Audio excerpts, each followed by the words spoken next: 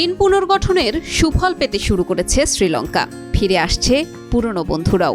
সম্প্রতি জাপান বলেছে, শ্রীলঙ্কার ঋণ খেলাপি হওয়ার আগে যেসব প্রকল্পে তারা অর্থায়ন শুরু করেছিল সেগুলোয় তারা আবার অর্থ দিতে শুরু করবে। এর মধ্যে আছে কলম্বোর আন্তর্জাতিক বিমানবন্দরের সম্প্রসারণ প্রকল্প। 2022 সালে শ্রীলঙ্কা যখন বিদেশি ঋণ পরিশোধে খেলাপি হয়ে ওঠে, তখন জাপান সহ সব দ্বিপক্ষীয় ঋণদাতা দেশ চলমান প্রকল্পে অর্থায়ন বন্ধ করে দেয়। তখন দেশটির বিদেশি ঋণের পরিমাণ ছিল $46 বিলিয়ন। শ্রীলঙ্কার সম্প্রতি ঋণ পুনর্গঠন প্রক্রিয়া শুরু করলে জাপান প্রথম দেশ হিসেবে তাতে এগিয়ে আসে। স্থগিত প্রকল্পগুলো আবারও অর্থায়নের ঘোষণা দিয়েছে। জানা গেছে 11টি প্রকল্পে আগামী 5 বছরে জাপান মোট $110 বিলিয়ন অর্থায়ন করবে।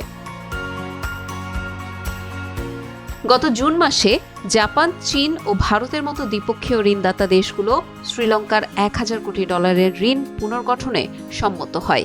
এর মধ্য দিয়ে শ্রীলঙ্কার ঋণ পরিশোধে আরও 4 বছর সময় পেয়েছে। এই সময়ের মধ্যে শ্রীলঙ্কা $500 কোটি বাঁচাতে পারবে, যা দেশের উন্নয়নে ব্যয় করা যাবে।